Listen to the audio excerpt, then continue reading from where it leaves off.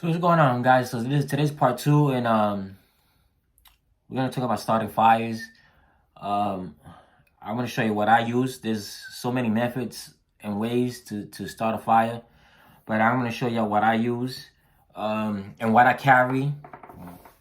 So the first thing that I'm gonna tell you is matches is important. These are storm-proof matches that I carry.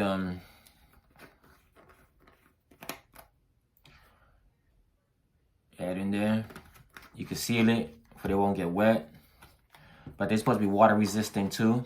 So matches is important. This is one thing, even maybe you won't use it, but always good to have. All right. You just don't know. It's always good to have multiple parts of your fire kit. All right. So that's one. Matches is an option if you can't start a fire with the fire rod or you're not used to it. It's always good to have matches. Another thing is lighter. I carry 2 lighters. So let's say your fuel runs out the lighter and you can't light the fire with your fuels. You have your matches as a backup. All right. So that's what's important. It's always good to have 2. So I have 2 lighters. I even have this peanut lighter, which takes fuel. Let's see if it works. It should work. See, it works. Carry this little peanut, which these things is dirt cheap on Amazon, eBay. A piece of fat wood for an emergency, and I just keep it on this keychain. All right. So I got actually 3 lighters.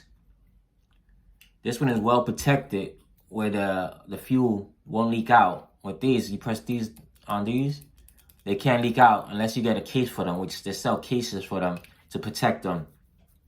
So that's an option. So these things is cheap. You get them anywhere in the dollar store and Walmart, gas stations. You can always get these, and they cheap and they're reliable. This I ordered this, which is dirt cheap, little peanut lighter. Okay. So this is one way to start a fire that I carry in my kit, my fire kit. All right. So you have something like this, which I never used, magnesium. You can scrape off the back, and you have this little thing right here to strike to get the fire, get the sparks. You see it's already like corroded. I never used it, but you can use something like this. It works. I've seen people on YouTube use it. So this is one method of starting a fire. So for fire rods, there's all types of fire rods. You know what I mean? Look, fire rod there. Got another one here. And these are huge. They're not small.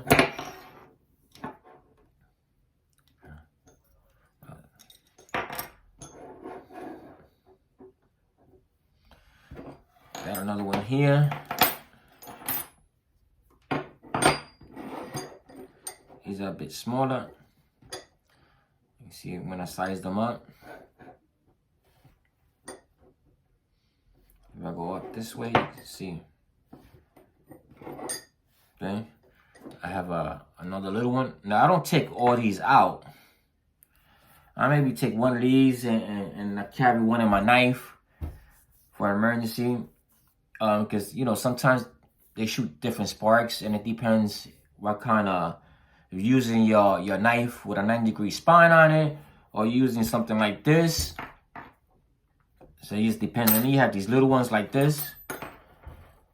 They small. They work, but they're a little small. You have something like this. Let me take this one out. This one I carry on my knife. That's a nice little wooden handle. I like this with the hole. I drill the hole myself. And when these we do this, you gotta watch it, cause it shoots sparks all over the place, and you gotta wet it while you're drilling. So you gotta be careful when you're doing these. But my best is a hole and put some rope around it. That's the best thing for me. I don't wrap it up in tape. I don't do none of that stuff. I just keep it plain like this with the hole and a rope. That's it. Fairy rods are great to start fires if you know how to do it. It's not just shooting the sparks out. You gotta get the right timber for it. Fat wood. There's all types of stuff out there you could use that you can light a fire with. All right. So I'm not gonna go too much into it because you know it's basic. That's the fire rod, and I have this one here now. I really do like this one because this is orange. I bought this in Walmart.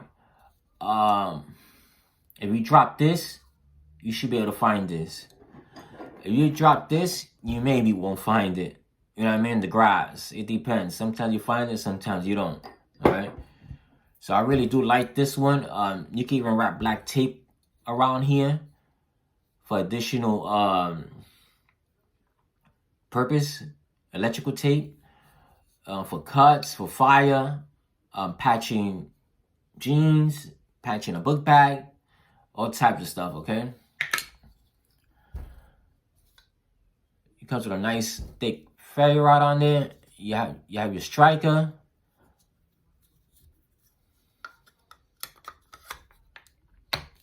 In the back, it has a little hidden compartment. You can put timber and everything in there, which is great to help you start a fire if you're having trouble starting a fire.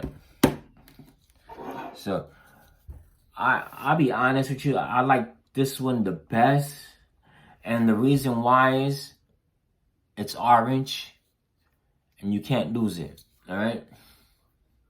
So if you carry 2 fairy rods, that's fine, which is great because you have a backup with you.